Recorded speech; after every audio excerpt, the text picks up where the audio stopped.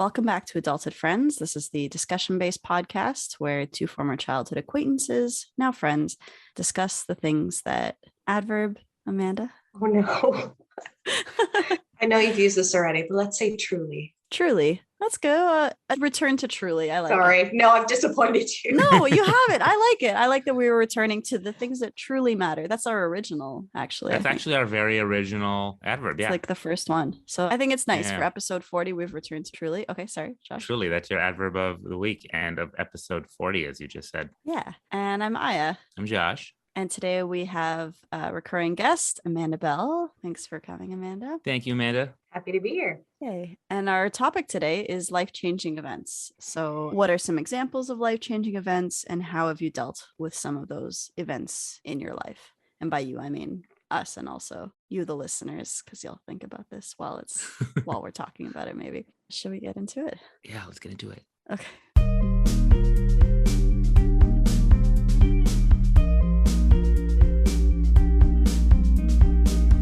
And we're back. It's so good to be back. He says that every time. She hates it, so I say it every time. Yeah. Well, no, I don't hate it. I'm used to it. It is good to be back. It's good to be back here with Amanda. It's nice to see you again. I haven't seen you possibly since the last episode we recorded. Yeah, I'm realizing that must have been quite a long time ago because since then I have moved. And that was I don't know if life-changing. We'll have to get into it, but a big event. Actually, you know what I will say? It was life-changing in that we bought a house, and that is a big millennial thing to do. Yeah. And it changes your life. Did you say a big millennial thing to do? Yes. That's like an impossible millennial thing to do. That's what I mean. For millennials, it's like quite a big deal. And it's life-changing in that you now owe a bank $1 million. Like that's really cool. That'll change your life. That's fun. Yeah, that'll very cool. Yeah, congrats. I heard that there's some other big changes in your life, Amanda. That's right. Would you be willing to share that? Imagine if I said no right now and we just shut this down. And we'd just be like, okay, let's just talk about some other stuff. That's fine. Yeah. I'm expecting a baby in the very near future. Woohoo. And I expect that will change my life quite a bit. Yeah. I think babies generally do that, or so I've heard. Yeah. A baby coming from you. A baby, yeah, your own baby, not just like Not babies. just any baby. Someone else having a baby doesn't necessarily change anything. Someone walks by with a baby and you're like, wow, magical. Everything's different all of a sudden. Yeah. Can you imagine? That would suck. Mazel tov. Yeah. Congratulations. I mean, we're not hearing this for the first time, but yeah, mazel tov. That's awesome. It is a little tiny Amanda. Oh, a little Mandini. For the record, I'm almost hearing this for the first time. Yeah, that's right. I got slightly privileged rush mail on this. Yeah. Sure did. Yeah, I win the friendship. Mm-hmm. How far along are you, if I may ask? I am nearly 8 months. Wow. I know the cliche thing is like, oh, once you're pregnant, you just talk in weeks and everything's in weeks and like weird quantities that people don't like. Why are you telling me your child is 23 months? Why not just say 2 years? Yeah, seriously. Yeah. You haven't bought into that yet. Is that because so many changes happen in such a short period of time? People in months. Yeah, the staging for pregnancy is really like things change quite a lot week to week. So I'm 35 weeks to be that person. Yeah, but everybody else has to do weird math. Yeah. And it's like, just tell me how many months. Yeah, eight months works. Yeah. Mm-hmm. I like that you're able to convert it. You were an engineer, so yeah, I would expect nothing less. That was one of our first year classes was days to months to years. Can you see how far along someone is in their pregnancy, even if they only tell you in weeks? Mm-hmm. So the last time we had you on, we talked about the topic of mental health, mm-hmm. Which I thought was really, really enlightening. And I learned a lot actually from both of you when we talked last time about that. So I just want to say thank you for that. But I was wondering how things have been going, I guess, well, physical and mental health wise, I guess, since this pregnancy. Yeah, it's an interesting time. I mean, I can only really speak for myself in this. I mean, obviously, this is a kind of extraordinary time for everyone. And there were all sorts of things that are suddenly more high risk, all these things. And I'm prone to sort of fixate on little things. So all of a sudden now you have to know what cheeses you can eat. You have to know what fish are good and what fish are bad. Yeah. No sushi. I had sushi maybe like once or twice at the beginning. I was just racked with guilt. Oh. So there's all these new things to be anxious about. And at the same time, there's sort of this like, once we got past some of the big milestones of like, oh, you're this far along and things are looking really good, then you can kind of almost relax into it. And so I would say it's been pretty good for mental health in some ways. And then, there's lots of things to be concerned and worry about, but all in all, going pretty smoothly. Yeah. There's something about progesterone, I think, that has like the hormones, they calm you down. Nice. You've been more calm. Yeah. That's interesting. That's not usually what you hear about pregnant women. That's not the stereotype, at least, but let's break those stereotypes. That they're calm. Pregnant women can be very calm. Has it been weirder, different, harder, easier during the pandemic? I mean, much harder in the sense of like, it's just like as more science comes out, at the beginning, especially, now that I think about it, like if I were pregnant last year, I'd be a total mess. But now we have vaccines and things are a lot safer. But, increased risks to pregnant people, increased risks to babies. And, obviously it's not ideal because especially after a child is born, you want to have all these celebrations. You want to have a baby naming and you want to have family around and all that. So considering that all that's going to happen, in a month, I'm not confident that things are going to look amazing in a month and I'll want to have 40 people in my house. And so, there's all these considerations and, keeping yourself safe, keeping the baby safe. Yeah, a little hard. Even more than usual, right? Like, because you already would worry about that normally. And then it's kind of compounded with the pandemic stuff, I guess, right? Yeah. Although I guess you weren't pregnant, not in a pandemic. So this is true. I have no actual comparison. So we don't know. You only know that. Yeah. It sounds more difficult. You want people to wash their hands before they hold it and things like that. Yeah. Huh. How many of our, I just realized from our old Hebrew day school class, how many now have kids or are having kids? We had 11 or 12 kids in our, procreated. That's the correct word. I was just thinking about that. Yeah, I don't use the word procreated. Former guest Ben Fari. Oh. That's right. I think just had a kid, yeah.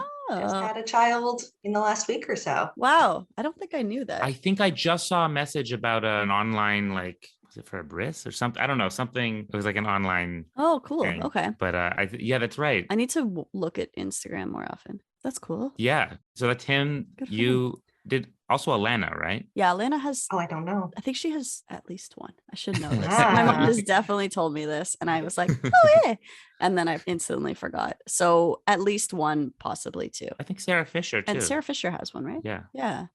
Does Will? I don't know, but I think that's at least now a quarter of our class. Do you, Josh?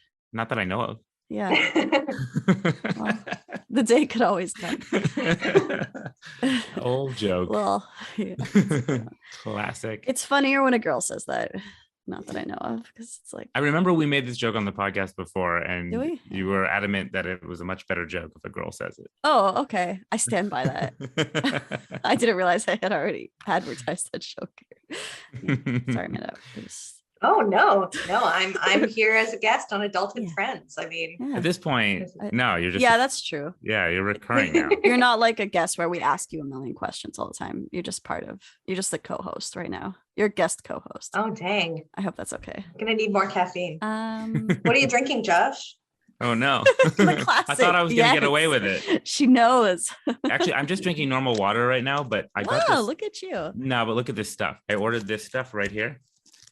It's called Mio, and it's a water. What is that face you're giving me? I saw that. This is fantastic. It's magic. It's basically a water flavor enhancer. It flavors water with 0 calories. Like it just. Are you doing an ad for Mio right now? I'm doing an ad for it's a shame. Mio. Even the way you're holding it right now is very ad-like. It flavors strawberry water. watermelon. I just have regular water. Berry here. pomegranate. But look, I'm going to drop this in and then actually here, delicious. Let me flavor this little bit of water so you can see how amazing this stuff is. Look at this. Look at that. Can you show us the water changing color? Boom. It's a shame you have an audio only format because this is like, I'm totally sold. Look at that. This- Oh, look at that. Look at, Oh, see, wow. now the water is, Do you need to stir it or something? I'm just going to shake it briefly. Are you sure it's not Look just at- like food coloring and sugar? No, because here I'm going to taste it. There's no sugar. That's the whole point. Hold on. Sucralose? No, I think it's got some other, I don't know. It's some other stuff. Is it actually good? It's delicious. It's Wow. absolutely, I literally ordered it online because my friend would always give it to me at his house when we were writing. Mm. Anyway, yeah, this was a life-changing event for me. When I got, because now I love drinking water even more because Good. Because you drink crap a lot of the time. thank you, I You do. Usually it's like, what are you drinking, Josh? It's a diet Coke. I Yeah. don't know. I can't think of something this worse. is better. And also it Yeah. has some vitamins in it too, a little bit.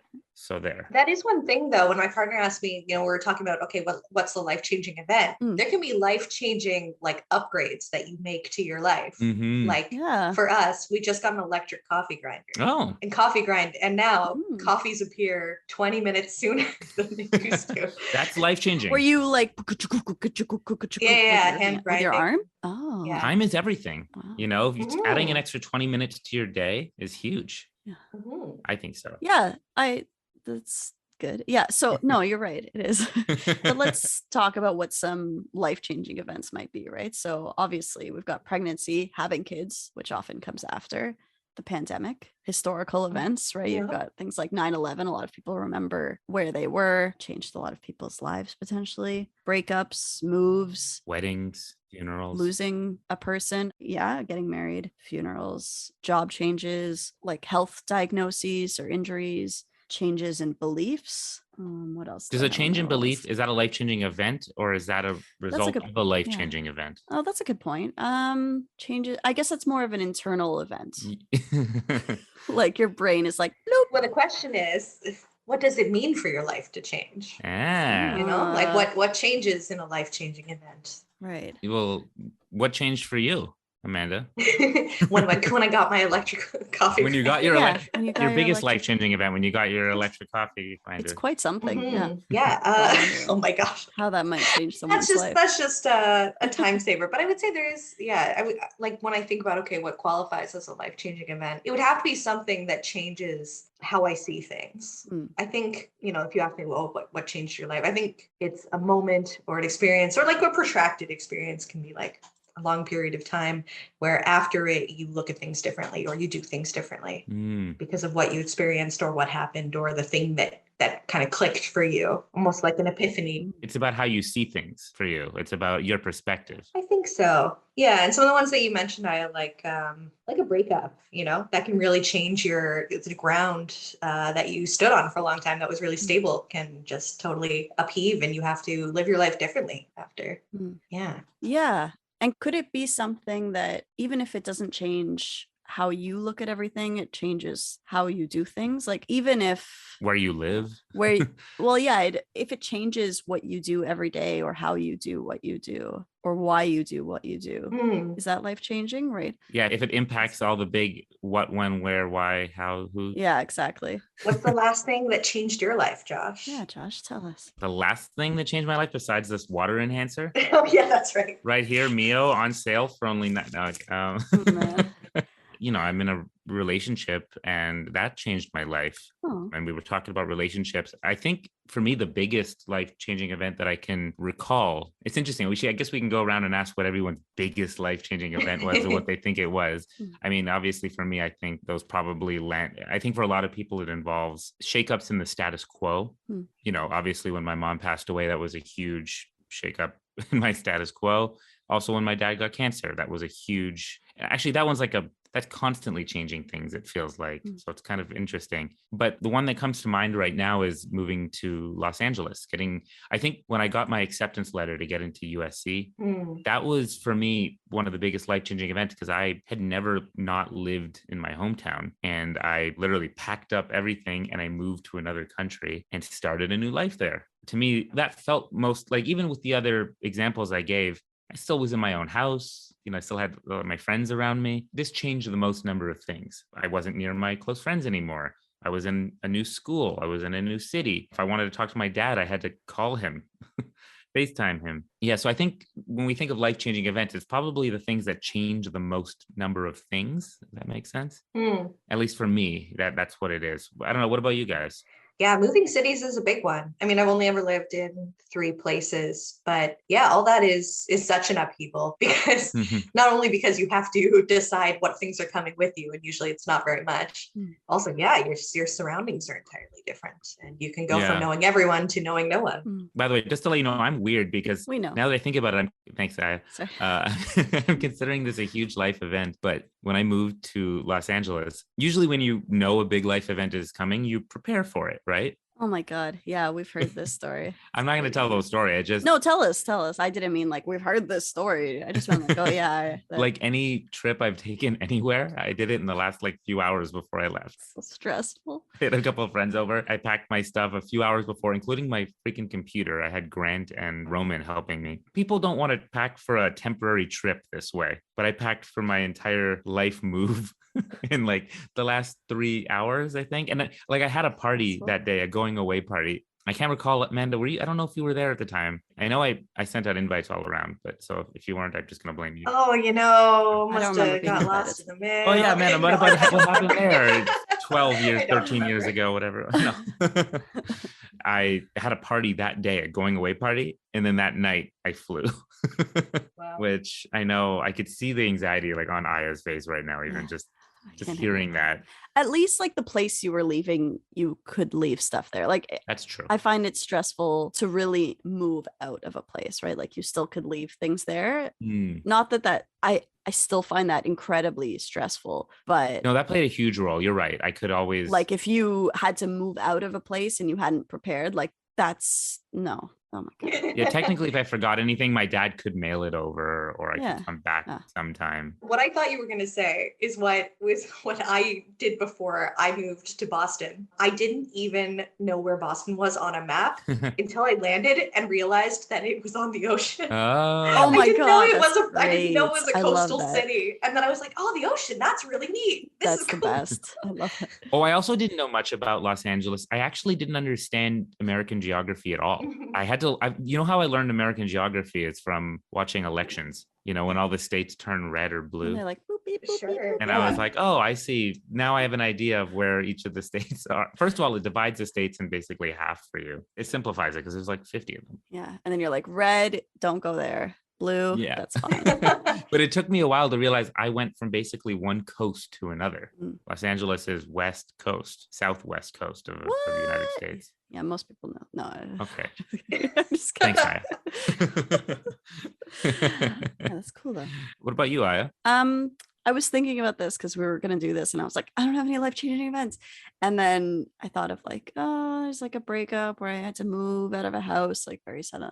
But there was also a more positive one, which is getting my cat, which is like a little bit of like, is that a life-changing event? Of course but it is. did change my life. And like, I remember very vividly like picking her up from the shelter. Like I went and she was all scared. And there were the other kittens there that were like, beep, boo-doo, we're kittens. We love life.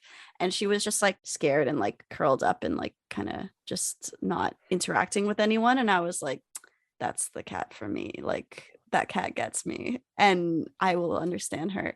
And I asked them about her because I was like, I haven't had a pet before. And they're like, oh, she's a fearful cat. So they gave me all this information. And of course I like Googled the crap out of that later. But yeah, I remember like taking her home and I was driving and I turned off the music and I was just talking to her like, it's going to be okay and everything's going to be fine. And it was, and she's the best. That's so sweet. And it changes my day to day. Yeah, let's go with sweet and not like, oh my God, your big life event is a cat, but like she's the best. That is a big life event. I don't know why anyone would think it's not. And I never had like a proper pet before. Like I had a hamster. It's basically like having a kid, right?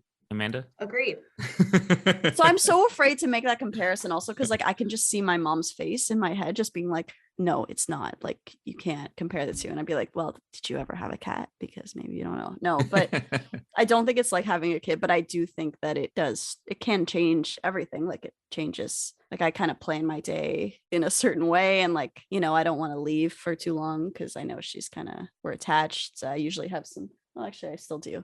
I have some of her kibble here because she likes to, so she climbs up and she wants a little snicky snack. So I give her a little bit. You're not alone. You're less alone when you have a cat. Yeah, I don't feel alone at all. I'm perfectly fine. Also, like, yeah, and everything I've been told that my apartment is very cat centric. Like a lot of things are set up for the cat. Or it's like, why is that thing there? And it's like, oh, because the cat likes to do this thing. And I think and my grandma came in and she was like, your cat has more toys than I ever had in my entire life. And I was like, that is definitely true, because every time I go out and I see a toy that she doesn't have, I'm like, she needs that toy. So it's fun. And I keep boxes lying around because of her. She likes boxes. So I feel like the box situation in my apartment is a life-changing event because of the cat. So I just talked about my cat. Yeah. Yeah. I think that's really like, maybe I'm wrong, but I feel like you made a different choice than a lot of people would do in that moment. I think most people would kind of shy away from the fearful cat and they'd want the cat that like seems like That's what I a was party. thinking. Yeah. A cat that's a Yeah. really good time. And I think that's, yeah, it's interesting that you were drawn to her that way. Oh, thanks. I thought that was kind of part of my thought process, was like everyone wants like the happy little cat. But like I kind of related to her. Like she was sitting there all scared and I was like, of course you're sitting there scared. You're in a shelter. You were just spayed like a day ago. Like you're probably in pain. And she's just like, it made sense to me. And she's still a fearful cat. Like she still hides quite a bit and like takes her a very long time to be okay with anyone, like if ever. But she's, to me, that she kind of like, I don't know, she made sense to me. I was like, I get you. You're gonna be my little friend and we're gonna help each other out. So Was pre-cat Aya different than post-cat Aya? I think so. I think pre-cat I didn't talk about cats very much at all. Touche. I'm trying to think what else. Yeah, like there are certain things that are like, I don't know, we kind of have like our little routine. Like every time I go to bed, I'm kind of prepared for, once I kind of settle in, she crawls up and will like curl up in the crook of my legs. And I'm just like so used to that happening that if it doesn't happen, I'm like, where are you? Like, are you okay? What's going on here? Yeah, certain things in my life have kind of revolved around her. And I have like a cat bed on my desk so that she can hang out here while I'm doing my work. So yeah, it's just all these little things that have changed. So yeah, I'm different, I think. And I feel more like, yeah, like what you said, less alone. I don't ever feel like I miss people because I'm like, I'm good. I mean, I barely miss people to begin with, but I could like occasionally be like, Don't you have a boyfriend? I do, yeah. You never feel like you miss him ever? No, that's different. I just tried to catch you. That's different. Okay, Josh. I miss him. I like him. You should miss him. Yeah.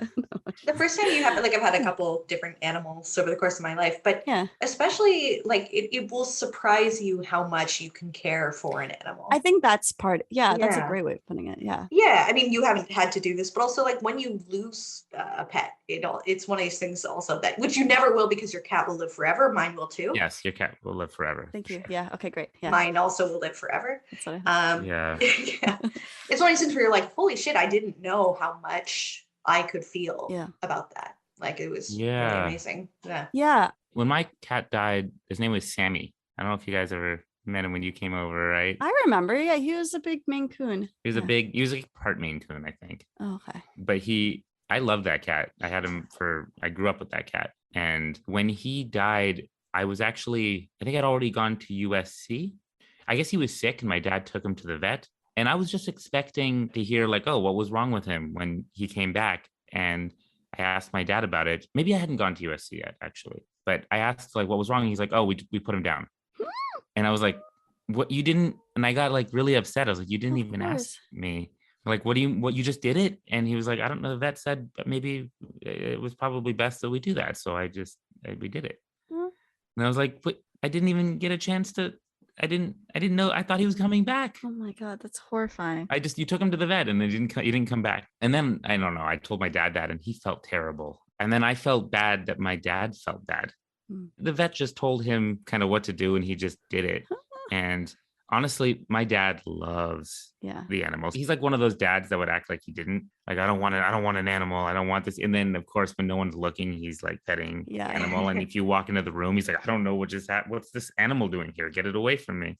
When I visited very briefly, like when you came last time to London and I went in because I wanted to meet the cats and the puppies. Yeah. Your dad seemed very proud of those cats and like kind of like So Yeah. it doesn't surprise me that he like loves the cats. Like he's not, yeah. You wonder if it's a life-changing event. I promise you it is. For my dad, like I said, he's been fighting cancer, and it should be no surprise there's been depression bouts here and there for him. I know these animals have been a lifesaver for him.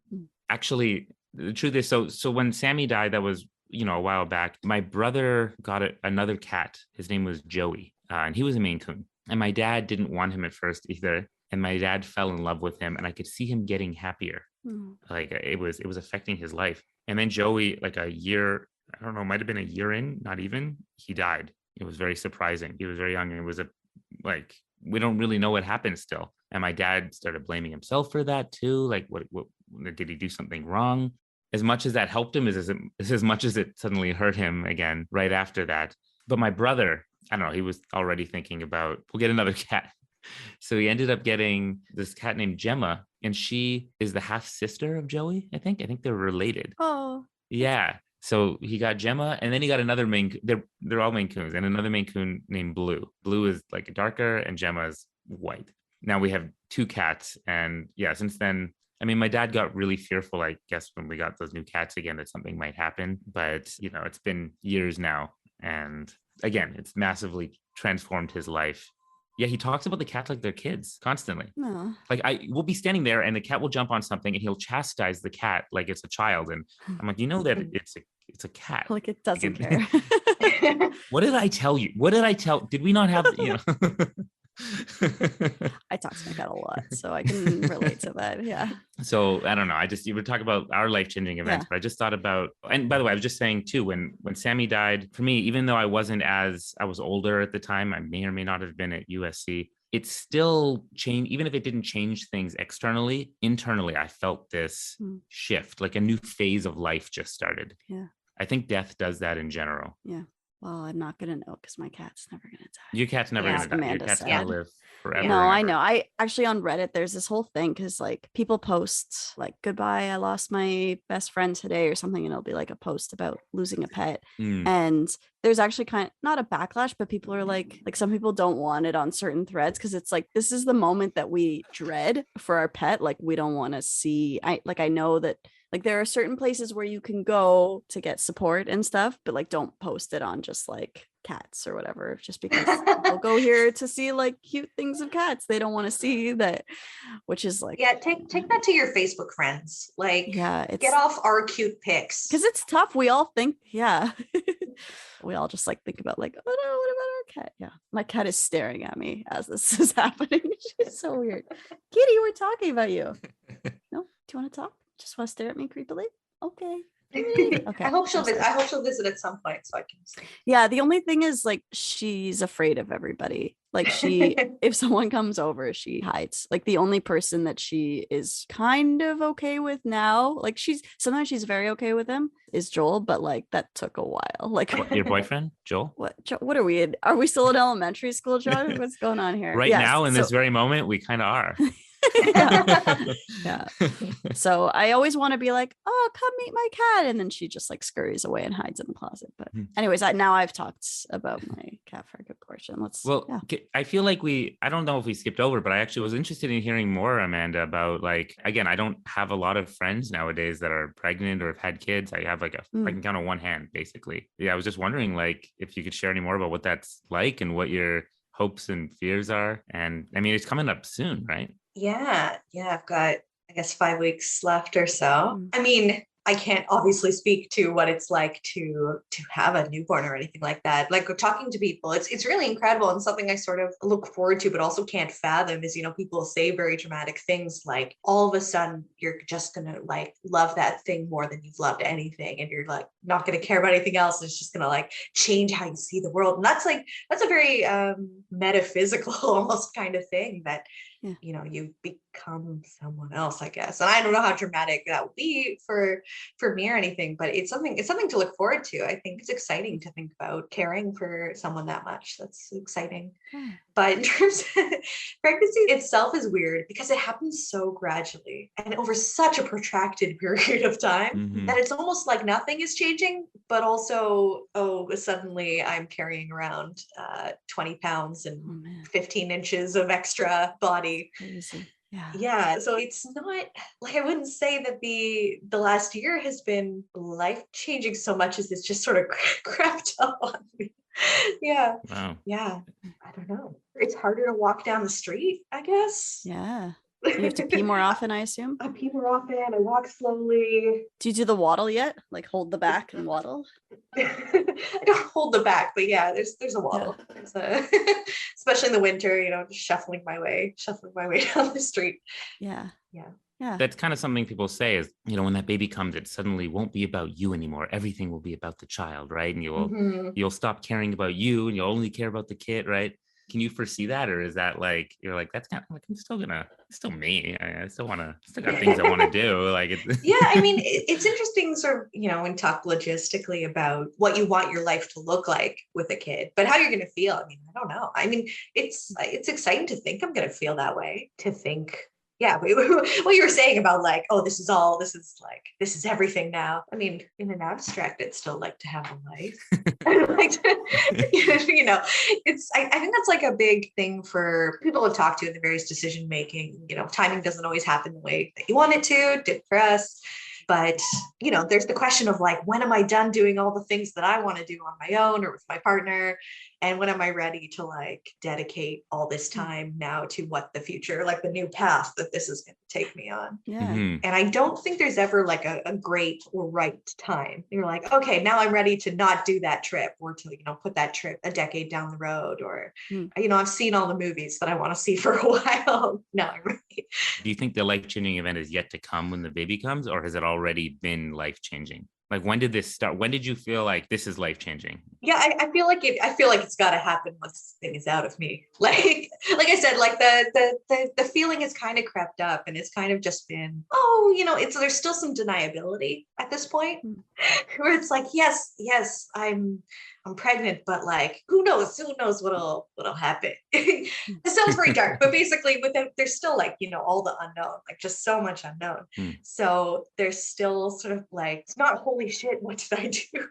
But at the same time, it's like, I don't know, it's not quite real until, to me, yeah, at least, like, I feel like it'll be really real when you're like holding the thing you grew inside you. Yeah, that makes sense. In a few weeks. And when people describe it that way, like it's going to change everything, I feel like there's just an excitement, because it's hard to imagine that. So when there's like something that's hard to imagine and it's going to happen to you soon, or if all goes well, it'll happen to you soon, then it's like, it's exciting, whether or not that means you can't take that trip that you wanted to take for another few years. Like it's a different kind of trip, I guess. Yeah. What's going to happen? Well, so last time you were talking to us a lot about work and stuff, and forgive my lack of memory about how things work in Canada versus the US, but I know here there's like terrible maternity leave type situation. What's going on your end when it comes to work? Yeah, I mean, Canada has an extended leave policy where you can take up to 1.5 years, which is pretty nifty. And I'm a public servant, so I've got some moderately good benefits. And so, yeah, I'm actually just not going to work for a while. And that I actually think is going to be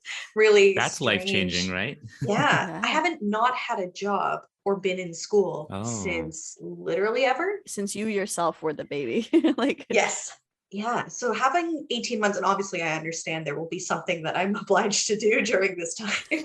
But it's not just going to be like chilling. No, probably not. No. I watched the Ali Wong specials, the ones before she had the kid and after she had the kid. Oh, yeah. She talks about being jealous of all the yoga moms who are just like, I saw that, wanting all that time off. And then afterwards, where she's like, oh shit, this is actually very hard work.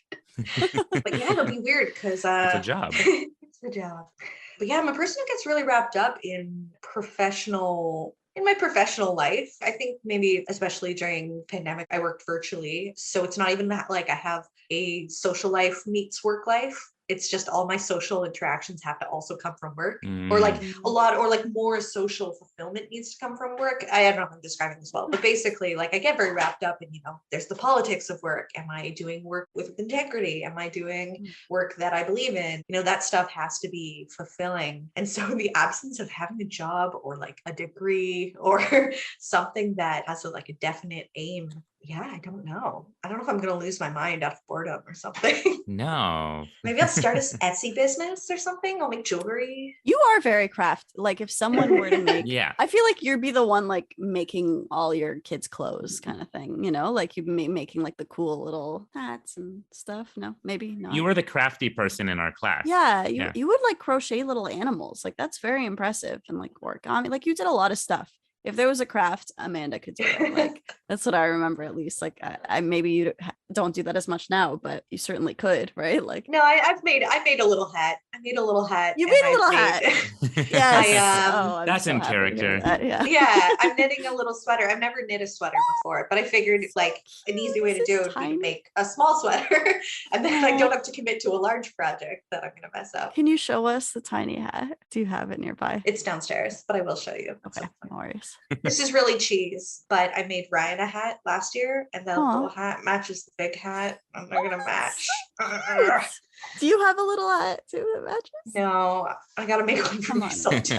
Yeah, you gotta make one for yourself. Then we'll all match. I'll just be really cheesy. Just do it. Just accept it. Just go full cheese. It's okay. Your family must be pretty excited as well. Yeah, and that's again, it's First grandkid. my first grandkid for my parents. Yeah, they're pretty Yeah. excited. Wow. Yeah, and it's unusual because I think again, it's just like we're so much more isolated than we would be. Like if this were all happening and there was no reason why we couldn't gather in person, I think it would be such a different experience. But it's sort of Mm. it's just sort of a, gotta update you by Facebook and, keep you in the loop, The pandemic has really affected these. I mean, we're talking about life-changing events.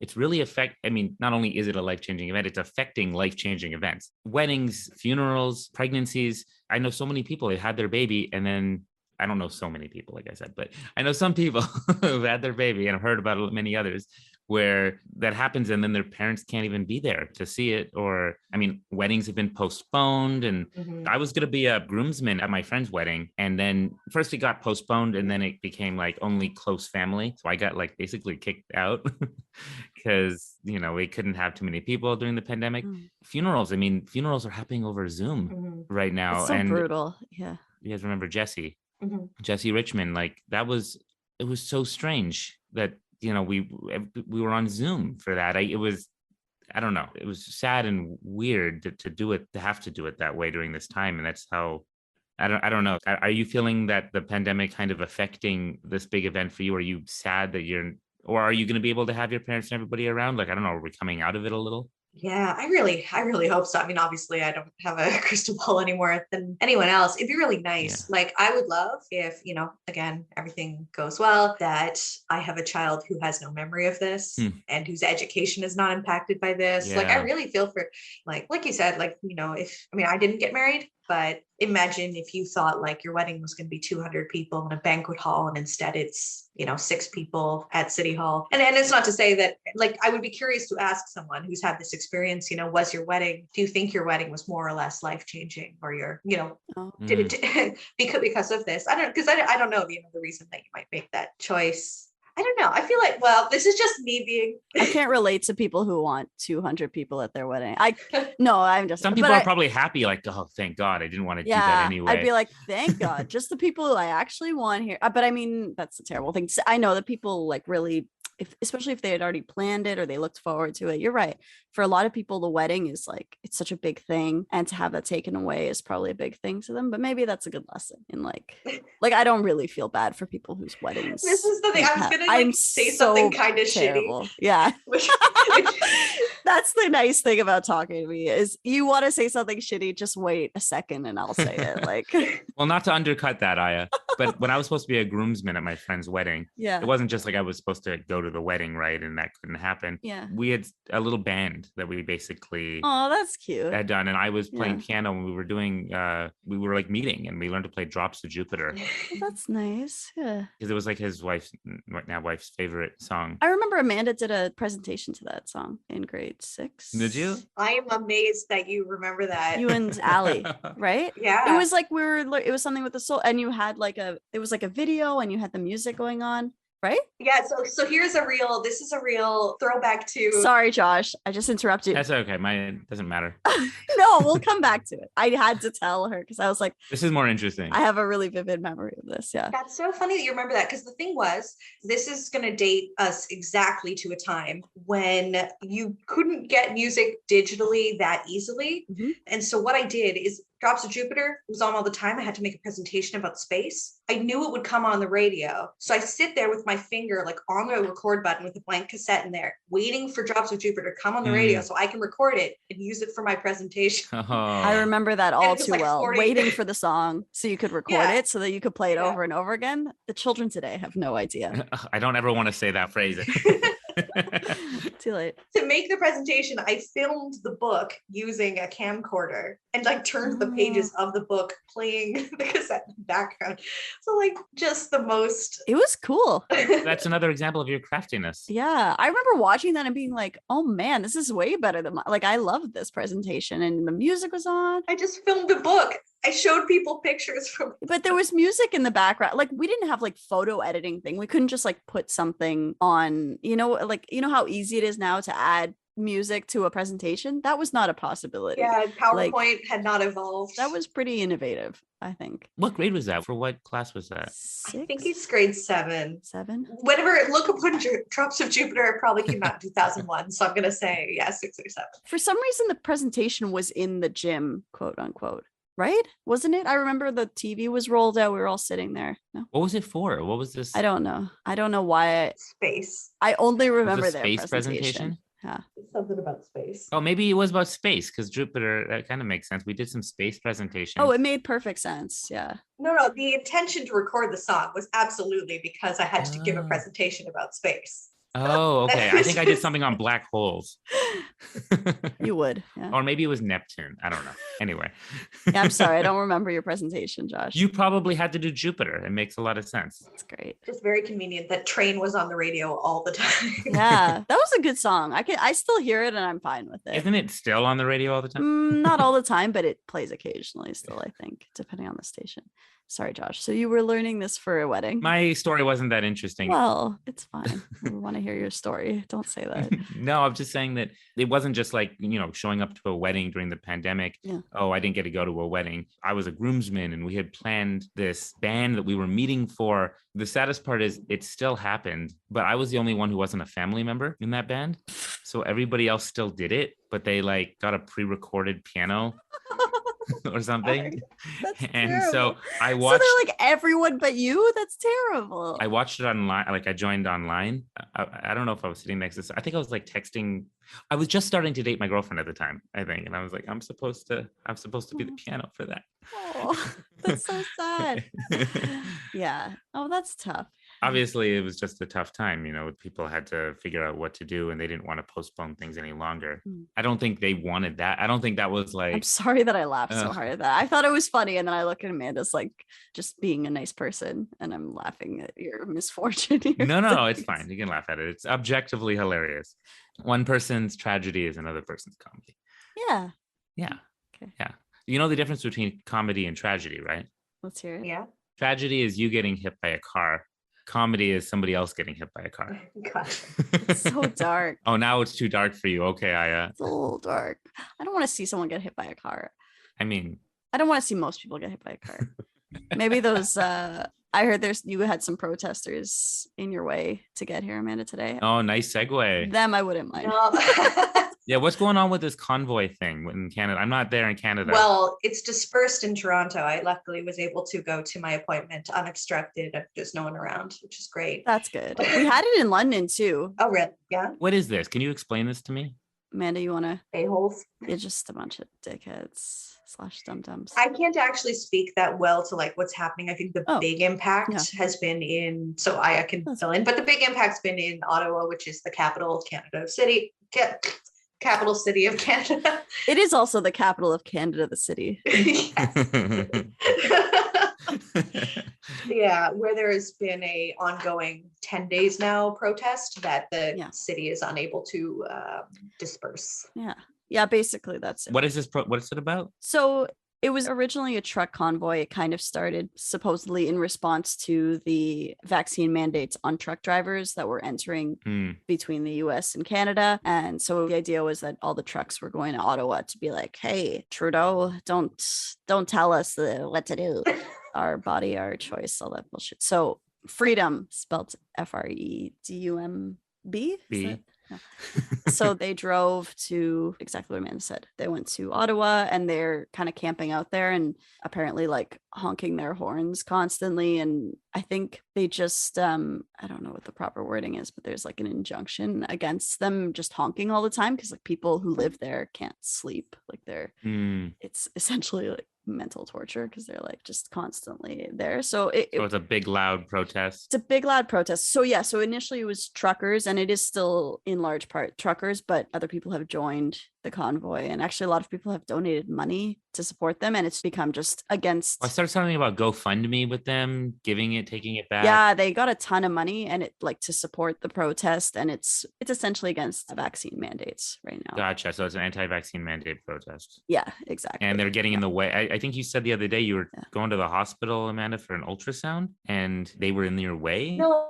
So that's what I was worried about for today was, so they came to Toronto. Well, who knows who they are. There was a protest in Toronto. Maybe some people came from Ottawa. Maybe some people came from elsewhere over the weekend in front of the Parliament building in Toronto. Luckily, it seems like this was confined to just the weekend. And today, Monday, they're gone. So I did not run into anyone. Well, that's good. That's good. As far as I can tell, it was less eventful here than it was in Ottawa. Well, that's good. Have they been getting away of medical, like getting into hospitals and stuff? I don't know that they were specifically, it wasn't like before where they were specifically targeting, or I don't know. I mean, it was just like, we're going to go to the politicians and we're going to tell them that they can't coerce us into getting a vaccine. Sorry, I was listening to one podcast that had, the way you're doing like one of the podcasts I listened to, it's Front Burner. It's a CBC podcast and they had clips from people who were going to the protest or people who had been there. One of them, this guy just kept saying, they're trying to coerce us into and I was just like, oh my God, they're not coercing you. Okay. Just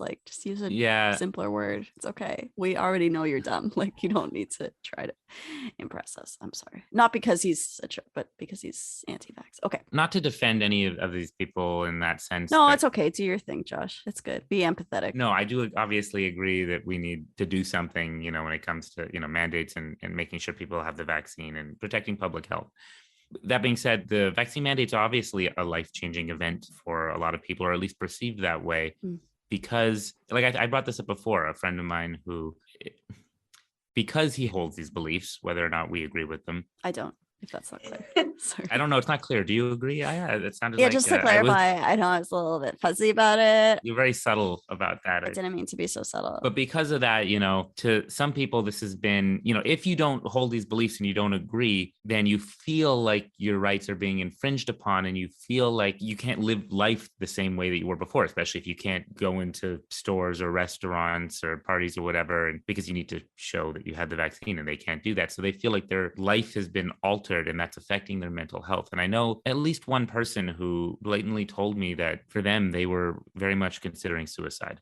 And they left the country to go live in Mexico. And they live in Mexico now because of the mandate. Again, I know the thoughts that cross your mind. That's ridiculous. Why won't you do that? Get the vaccine. Yes, that's what I believe too, obviously, logically. But if you do think this thing, which is wrong, I can understand how that can really hurt your mental health. That's the kind of quote unquote life-changing event where, for this person, it was a binary choice, suicide or leave the country because of these mandates. So I don't know. I understand that for a lot of people, it's causing, like, being right doesn't mean being well. And so I could tell this person what I thought to be true as much as I wanted. If they weren't mentally well, that wasn't going to, it's not going to help, just being right. I don't know. Maybe it helps society, tough love on certain people, but I don't know. It seems that this is also it obviously is a sore point for a lot of people. Again, I'm not one of those people, but I am empathizing with that point of view. I appreciate that you're able to empathize because I have a hard time. Well, again, this is not just some random person. It's like a good friend of mine who I disagree with. Yes. But hearing that they got close to, and I'm saying they got close to ending their own life because of this, it's not like I'd be like, oh, too bad. It's not the response I feel at my core towards that. Just because I think it shouldn't affect their mental health, that doesn't mean that it doesn't. Yeah. So, I mean, what I was thinking, where I thought you were going to go before we went there, and I hope this isn't too callous of a pivot, Do it. but the fact there's like mandates around what jobs you can and can't do, Yeah. that is life-changing for people who, I mean, I work for the city of Toronto, Yeah. and we were one of the first to say, you need a vaccine if you want to work here. Yeah. And some people made that choice to, while Yeah. some people, you know, under duress or not, made the choice to maintain their non-vaccinated status rather than maintain their job. Yeah. And they lose their job. Yeah. Yeah. And when I think about a couple life-changing things, like getting a job you're excited about, that you like, Yeah. can be life-changing. Working that job, losing that job. Sure. Yeah. I have a close actor friend here who, this is somebody who's been anti-vax like all his life. I've never agreed about this, but it's one thing. It's like, okay, I think that's ridiculous. I don't agree with you. He told me where he was coming from. You know, it comes from beliefs from his parents. But, you know, we're friends and I don't need to agree with him about everything to be friends with him. Fine, right? But that was before we entered a pandemic. And suddenly this issue becomes front and center now. So now when we disagree about that, it's a little more explosive. So he's an actor, right? And he's a big actor. I'm not going to say who this is because, you know, it's a friend of mine, but he ended up securing a role opposite Brad Pitt in an upcoming movie. And it was a big deal. Then the mandates, vaccine, we can call it mandates, whatever, but like they basically were requiring vaccination. And he felt really stuck because he's been against this all his life. He felt his dream was being held hostage. You know, he had to do something. It's like, you don't have to, but you generally have to if it's your dream, right? So he ended up getting vaccinated for it. And I heard that, and part of me was, of course, like, good, you should get vaccinated. And the other part of me felt his pain of a belief that he held. He was coerced and forced into doing something he didn't want to do. I think it's pronounced coerced. I'm sorry. Sorry, he was coerced into doing something that he didn't want to do. Yeah.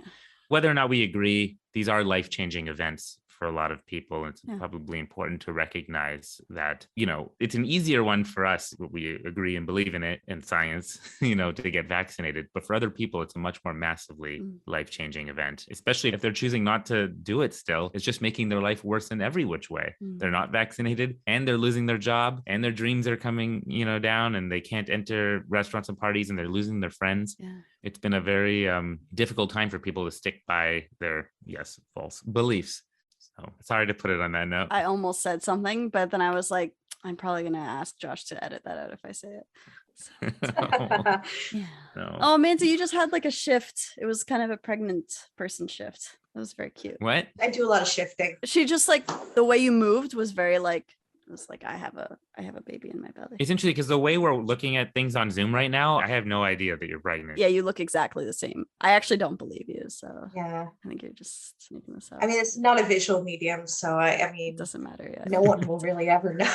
No one will know. Yeah, we actually just get friends on and lie about their current situation. So I was just curious, like, do you think that being the oldest kid means that you kind of saw, like, you kind of experienced your parents having kids in a way that like maybe makes you more prepared in a way? Do you think? Like, I don't know. I was just thinking, like, as the youngest, until my nephew was born, there were no babies around me.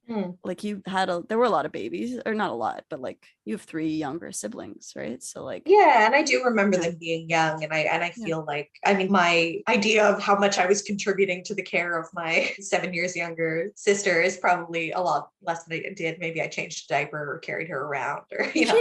That's good for you. That's something. That's something. My dad never changed the diaper, apparently. So. But I don't know if you remember this, but I was quite a hotshot babysitter among the London Jewish community. You know what? I do. That makes recall. sense. Yeah, I think recall. I do remember that. I think I got some of your like leftover. Like they'd be like, Amanda's not available. Are you? Like, oh. No, you were good. Yeah, you knew people. I was a babysitter too. Were you? But I was bad at it. I think. Yeah, that makes sense. By the way, I think you had to get like your babysitting certificate, right? Yeah. And I remember doing that, and I remember doing a little bit of babysitting. I think I got like fired from. What? I think I was babysitting for the Van Lierps, and I think it was like Adam or Van Lierp or something. I don't remember. And they're your friends. Or Noah. And they fired you. I don't know. I think she wasn't happy with how I did it, and I didn't really go back. What did you do? I didn't do anything crazy. I don't think. I mean, they're all still alive. That's your metric for whether you did a good job or not. They're still alive. I think that's a big metric, don't you think?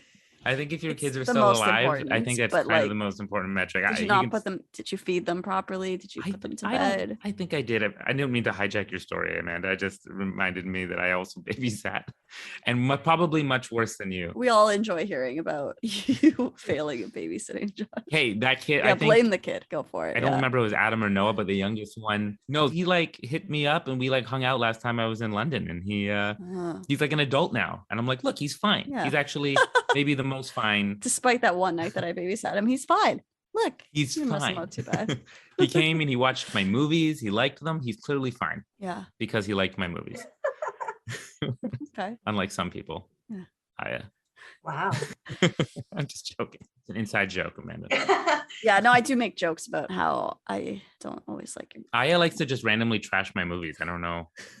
I'm just trying to bring you like down to earth a little bit. I don't want my you to bad. be like You don't have too much of a big hot head. shot. Like, yeah, I don't want you to have a big head, you know? Like Amanda was a hotshot babysitter. Look at that segue. That's fine. She's that's true. Cause I think we kind of had some of the same families, and I'm pretty sure it was like, if Amanda's busy, we'll call Aya, like, and that's fine. Like again, I was the youngest. I had no experience taking care of younger children other than actual babysitting. So like, yeah. So we were all babysitters. Yeah. Sure were. Some more successful than I others. think most children babysitters, which is weird. It's weird to trust people. Anyways, the reason I brought that up was just that I am pretty comfortable around kids. Yeah.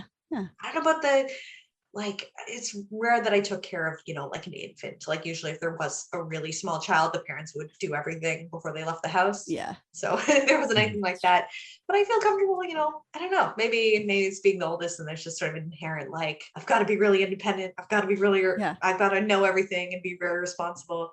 But I'm very much in this time relying on my healthcare providers to tell me what I need to know. Nice. I don't find myself like voraciously reading books to prepare myself. Maybe that's good. Mm-hmm. Speaking of books, the last thing I was thinking maybe we could bring up again is that we did all work together at Masonville Library as pages. That's what we were called. Pages in a book. No, that's pages not what it's in a no. Shelving books at the Masonville Library for years. At least for me, I was there for like 5 years. That was my first official job. I don't know about you guys. Yeah, me too. Not counting babysitting. Yeah, non-babysitting job. Like you get a pay stub job. Yeah. Mm-hmm. But it's interesting. We were all babysitters and then we all worked at... I think Amanda got that job and then I was like, oh, that sounds like a good job. And then I applied too. Oh. So I copied Amanda on that one. Yeah. I went in with my mom actually, and she helped get me that job. Oh, that's nice. And she passed after that. Oh. But that was I remember that being a huge, getting a new job getting your first job is a big life-changing event, right? Yeah. Amanda's like, no, not really. Amanda's like, no, it was nothing to me. It was just what I did with all my spare time instead of other things. That's fair. That's a shitty take, but that's kind of what ended up happening. It's honest. In high school is I just worked instead of, sports or musicals, whatever. You did a lot of music stuff too, didn't you? Not at school or anything. Oh, you did. Did you do Kiwanis for a long time? I did a couple. I hated the competitive recital stuff. I hated recitals. I hated performing with music. It's not really my thing. Which sounds weird for me to say, but it's more like I get it. It's a lot of pressure. I was also shitty at piano. So just being shitty at piano and then forced also to like be a nervous 8-year-old competing with other nervous 8-year-olds in front of a bunch of cool people.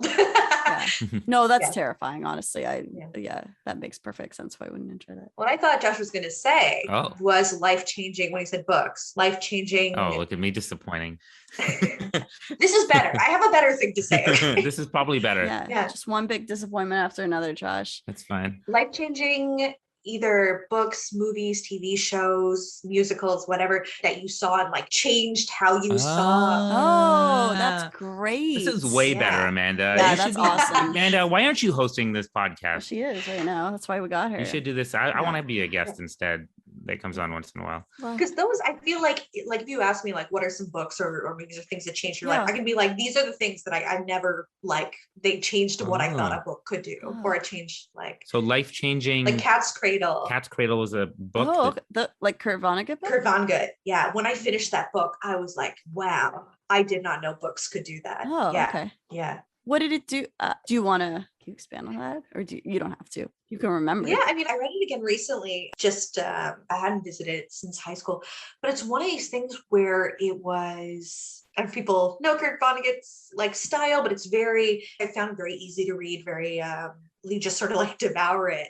But also this book, it's hard to even describe the plot, but essentially you have this sort of fish out of water exploring this community where everything is so different than he expects and everything goes incredibly wrong. And it still ends in this like really beautiful, profound way. That was so surprising. I was like, oh, wow, you can completely blow up the literary world that you built over the course of that book. You can just detonate it and leave that feeling with the person. Cool. Yeah, it's very, I'm being abstract because I think it's a great book and everyone should read it. Yeah, no, it's nice you're not doing no spoilers in that. But yeah, that was a big one for me. I remember just closing it and being like, wow, that's, yeah. Yeah, that's awesome. I've never read it, but I'll take your word for it. I read it. I don't like it was actually, I think maybe because I had heard so much about it. I don't know why. Or maybe I read it too late in life because I remember preferring Vonnegut's other books. Like I liked Sirens of Titan better. And that's like a kind of an unknown one. I don't know why though, but I think like that's pretty common that like something will hit someone personally and then maybe not hit someone else. And even like, so speaking of books that you feel change your life, there was a book, The Stranger by Albert Camus. And I read that in high school as part of actually for the summer that I was at a Catholic school just for taking English like ahead of time. Summer school, yeah. A big old nerd. And I did the same thing, by the way. Well, yeah, we did. And not at the same time, I guess. But no. It was something about the way that the teacher was was going over this and he was teaching us about existentialism. And I remember that changing how I thought of things. And I at one point went home and to my parents, I was like, I'm an existentialist. And like it changed something. And then I had to reread this book for a French class last semester. And I was like, it gets better. Like a lot of it's fine. But I was like, how did this have that effect on me? Like, I don't see it now. And it's kind of weird. Like you would think that later in life is when you're affected by something. But my point is the same book can have a very different effect on the same person at different points in your life too, right? Like it's been, like 15 years since I read that. And yeah, just like not the same, but it's, books, someone else talk. I don't know. For me, I mean, I've talked about Harry Potter before, and I don't know about you guys. Oh man, Harry Potter. I love Harry Potter. I can't tell you how Harry Potter changed my life, but I know it did. I think Harry Potter changed our lives. Yeah. My life would be different without Harry Potter. Yeah. Remember when I put everyone into houses in our class like a weirdo? Like, I mean, we all kind of did that, right? We were all like, I'm in this. We grew up with the character, which was really cool. Ever since we had Mrs. Delaney reading it to us, like the first one in 8 years of, reading the rest of them. But when I think about content that changed my life in that regard, what comes to mind for some reason is this play I watched in high school. Mr. Wintercorn took us to our drama teacher. Amanda's smiling because just a flood of memories just came in, right? Do we all have Mr. Wintercorn, by the way, I think, in high school? No, I didn't. Oh, you and I were in Miss Holmes's grade 9 class, right, Aya? Yeah, and then I never took drama again because I hated that class so much. Amanda, you and I were in drama with Mr. Wintercorn after that, and he took us to see Angels in America. You remember this? Mm-hmm. Yeah, that play. I remember going to this rundown, dingy theater in London, thinking like, it was kind of creepy actually when we got there. Which theater was it? Do you remember? I don't remember which theater. Was it like in the East End? Must have been. Anything dingy is in the East, right? No. Yeah. So I guess I'd seen some musicals and some stuff on stage at, Shakespeare. But this was the first time watching a play, again, Angels in America. I remember feeling like this changed my life watching this play because it was so raw and so real. I felt the emotions up there. It really showed me how art put on like this could really have an impact.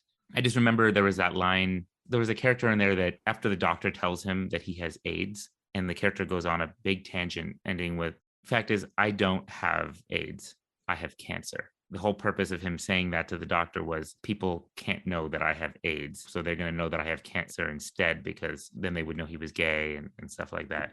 And it was a very powerful, it was a Tony Kushner written play, I think, right? And that had a huge effect on me wanting to get into film and do what I do. That, and I remember I had a big film festival in undergrad, one, and I was like, talk about life-changing events. I was like, fuck, I'm going to film school now. But yeah, art can have a huge, huge impact for sure. Books, plays, movies, I don't know if any movies have done that for you guys, but I feel certain that they have. Yeah. But there's so many movies that I Yeah. feel so strongly about it. Just picking one out. Schindler's List, I think. Mhm. We've all seen Schindler's List and how it made us kind of confront the Holocaust in a whole new, it was in our face in a way. That was a pretty life-changing film. I feel like the Holocaust was in my face earlier than that, but yeah, probably in all of our faces earlier than that. I but mean, yeah. yeah, we all grew up learning about it, but I feel like learning about it and then having a movie that can capture that can be a little bit more, that's what I mean by in your face. Yeah, I feel like such a blank, even though, I mean, clearly books have changed my life. I continued in literature to get a That's right. Yeah. You went down literature. I went down film. Yeah. Yeah. So, I mean, of course, for whatever reason, it's not like one, it's just every time there's like a passage that that you read and then it resonates or it kind of changes how you see something or how you can feel about things. And it's just every time that happens, it feels like a little like ding, like something connects in your head and it's just the best feeling. Yeah. Same with movies. Again, like there's no specific one, but yeah, it makes like what you're describing, Amanda, with Cat in the Cradle, like the Cat's Cradle, not the Cat's Cradle, but the Cat's Cradle. Like I do feel that's a feeling that I've had for sure. I can't specify the book for whatever reason, which is pretty bad, but like, yeah, that's quite the life-changing feeling. Your slip of the tongue right there reminded me of something that my dad said changed his life. What's that? Because he listened to that song, Cats in the Cradle. Yeah. I don't know if you guys know that song, Cats in the Cradle. Cats in the Cradle and the Silver Spoon. Clearly, I like. Yeah, we all know it. So that one is about how it's basically a cautionary tale, that song, right? This father keeps not showing up for important life events for his son. And then later on in life, when he wants to spend time with his son doesn't have time for him. It's a big cautionary tale there. And my dad said when he listened to that song, it made him super afraid to like screw up as a father. Oh. So he always tried to make sure to be there for us. That's nice. Yeah. That one's a tearjerker. And you're like, and yet you still don't come to my films. Sorry. Oh my God. No, he does. He does. Though. I mean, he's got his anxieties, but he does. He showed up for so much. I feel like that's a good like thematic connection now somehow to, I don't know how, but to Amanda. Parenthood, how to be a parent. He learned how to be a parent from a song. Yeah. Everything's connecting. Song changed his life. This is maybe my last question, Amanda. Anything that's stayed with you and kind of made you think about what kind of mother you're going to be? Whoa. Oh gosh. Deep. Oh my God. I don't know if I asked this right. I apologize if it's coming off wrong. No, it's cool. That's I think that's a good question, but that's like so hard. How do you answer that? Unless you have an answer ready. I'm going to stop talking. You're like empathizing so hard with that. I think it's probably unfair, but I feel like every child feels this way. Everyone who's ever had a parent has things that they're like, well, I had this experience and that's not the experience I want for my kid. And so I want to do it so that I don't feel this way when this thing comes up for me. And so there's things like that you feel strongly about because maybe you weren't supported in a moment when you needed it. And so there's things I think like that, or, thinking about the way that I felt as a kid and the kinds of things that I would have liked to have. This is very abstract, but I mean, this isn't like any particular specific thing, but as far as answering like what kind of person I want to be, I think it's very important to me to be present and to stay connected with that person and to listen and to listen and to watch and to be observant and to think about what I'm being told and to really try to honestly be present for the child. I don't know. You want to do right, you have to feel heard and validated and all the things that everyone wants for themselves. I don't know if that's a good pithy answer.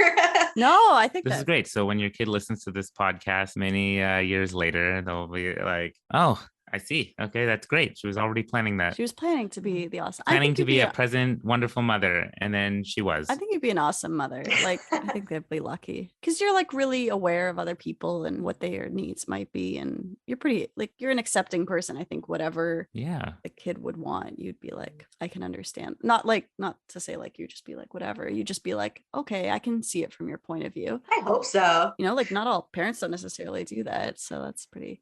Yeah. Well, if not, we'll just be like, Amanda, you said this, that you were going to do this, and you're not doing that. So no, we're not. I'm not qualified to do that. Insofar as much as we know you, or as I know you as an adult, Amanda, I think you're going to be just an amazing mother. Aww. Incredible, amazing mother. Ditto. Like, I'm very excited for your kid. Yeah. I think we know you well, and I can't imagine. Yeah, I ditto what Josh said. Like, I can imagine you being just like a supportive, awesome mom, and you'd be fun too. It's a lot of pressure. This is You'd really be fun. There's gonna be a lot of crafts involved as well. A lot of art. Oh yeah, Mhm. if they want. if they want. Unless they don't like crafts, then you'd be like, "That's cool. You do you, kid." No, you're gonna force it on. No, I'm no. sorry that we're telling you what kind of a mom to be. We're telling you what kind of mother you're going to be. It's even worse. And we're like, you're gonna be great, and if you're not, we're gonna be really disappointed. But Yeah, that's great. sorry. You'll just never know though, because Yeah, we won't know. Nobody's. I won't Instagram about it. Nice. But your kid will. Yeah. Are you gonna do those little? I don't even care. I'm gonna complain about this, even if you were planning on it. Are you gonna do those little like pregnancy photos or like baby? Oh, you haven't done pregnancy photos yet, so you probably aren't going to, but maybe you are. You know how people post on Facebook with like their partner has like their hands on their bare belly, and it's like, we have a baby coming, and it's like, okay, I'm so sorry. Are you gonna do that? So I have friends Oh my and God. colleagues with kids who are like around like 8 to 10. Mm. And what I was told was at that age, the kids really want to see that stuff. And so Oh. like sort of you won't see it on Facebook, but it might take some, memento photos to make sure that, Yeah. in case it's like, Take all the photos you want. It's more Yeah. just like sometimes I see that on Facebook and I'm like, I don't care. It's like someone I barely know. If it were you, I would care. Tell us how you really feel. Oh my God.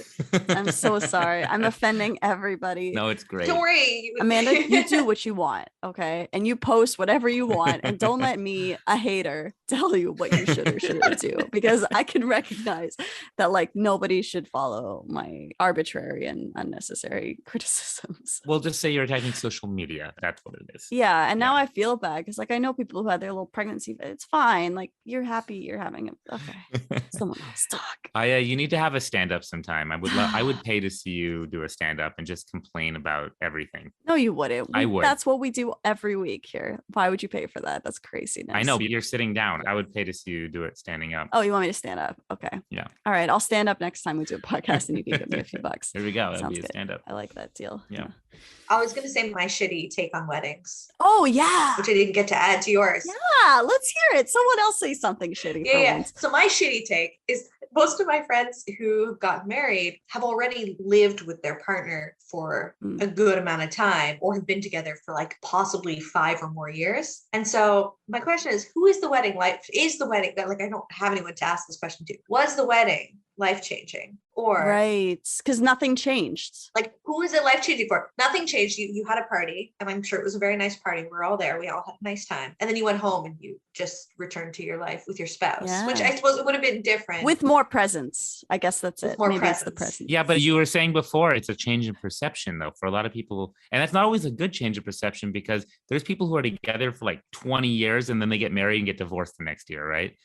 Because for some reason it like expectation changes, right? Yeah. But that's what I want to ask. I think like what you're asking goes deeper than a wedding.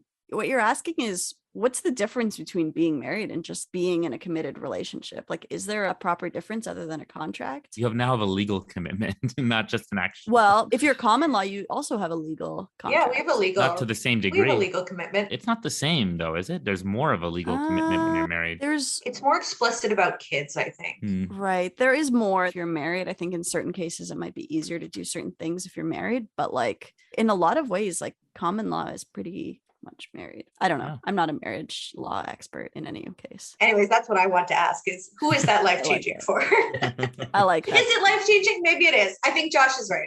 I think probably you're right. Maybe it changes your perception to be someone's husband or wife or married spouse. Yeah. It's just different people have a different idea of what that means to them. Yeah. I have friends being married to them is this vow thing that is incredibly that bothers me too, because people make vows and then things change and then they have it like, okay, well, I made this vow, but things change, but I made this vow, so I have to stick with the vow. And then they have a cognitive dissonance about that and it causes them misery. Right. That's a whole other thing. But yeah, I didn't mean to shit on, I don't know. I guess we're shitting on marriage. You didn't mean to shit on marriage? Let's do it. Why? It's fun. Let's shit all over them. None of us are married. We're allowed. No, I think that's what I thought I was doing, but now you brought in actually probably a true thing, which is that people care about what they care about that moment, and they Yeah. I love this episode, guys. It was great talking to you. I mean, we're saying episode, but like honestly, this was just a very publicish way to catch up. So Yeah. Yeah, I didn't quite expect that. What kind of parenting? Oh man. oh, I'm so sorry. I hope it was okay. Oh no, it's okay. So It's okay. intense. I'm also just curious. Like No, I said, I I don't have a know lot you of are, friends yeah. who You are don't have a lot of friends. that are going to be or we're about to be parents. And I just Well, I've got something to tell you then, Josh. No, I'm just kidding. wow. No. Remember when I got an Oculus and I was like, I have big news. I And totally Josh, thought definitely thought something like that. I Like, thought something actual like that. news, like adult person news. I thought And I was like, wedding, no, pregnancy. I bought a thought video something. game. She bought a virtual No, I bought reality. it. By the way, I bought that it. was life changing. That was life changing to me. Okay, Josh, relax. We're done. Excuse me, going into virtual reality, life changing. No, it was. It's like, wow. Yeah, but it doesn't change every day to you. Like, is it life changing in the same? I don't know. It literally changes your reality from real to virtual. It's over, Josh. We can talk about virtual reality another time. Like Amy in our entire last episode. Exactly. What do you say we wrap this thing up? Yeah, Amanda, thank you so much for coming back. It's nice to see you. It's amazing to see you. Yeah, thank you. Obviously, and like I appreciate you taking the time out because like you have a job and Baby on the way. a baby on the way and all that stuff 8 months in. and a new house. Ain't no Yeah. thing. Ain't no thing. Yeah. It's such a pleasure. Yeah, it's great to catch up. Yeah, it's nice to Oh, and I have things that I'm supposed to say. This has been another episode of Adulthood Friends. If you enjoyed this episode, please follow us on social media, Facebook and things. And please like us on also Facebook. It's mainly Facebook. I don't know why I said social media. It's just Facebook, I think. And also on Spotify and Apple Podcasts, Google Podcasts, wherever you like to listen, just click a little subscribe button and then you'll hear from us more often. Unless you don't want to, and then don't. No pressure. You do what you want. Live your life the way you want to live it. I like how part of your promotion is also anti-promotion. Well, because like I don't like telling people what to do with their like maybe they don't want to. And then it's like, well, what do you tell? Maybe I don't need to do this and like go away. Every time, Amanda, I swear we've done 40 of these. I still don't know how to end it. Like I still every time I'm like, is that what I'm supposed to say? Yeah, I think that's it. I don't know. How do we usually end this thing? Amanda? Oh, my understanding is that you just keep talking until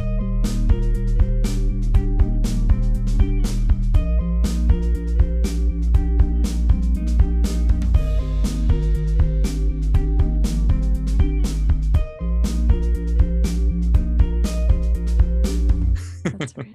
That is correct. Yeah. Let's just make weird noises, Amanda. Do you remember when we used to go like we had like bubbles and we went like Betty, Betty, Betty, Betty, Betty? I do remember. Patty, Patty. What? Yeah. We were like 4 years old and we were like hitting bubbles in my backyard and we were like Betty, Betty, Betty. Buddy? Batty They were bats. Oh, Batty? as we were like hitting the bubbles. Just popping bubbles, which is a fantastic time for a 4-year-old. Super fun. Just having a blast. Yeah. Popping bubbles. or an adult as well. Yeah, popping bubs.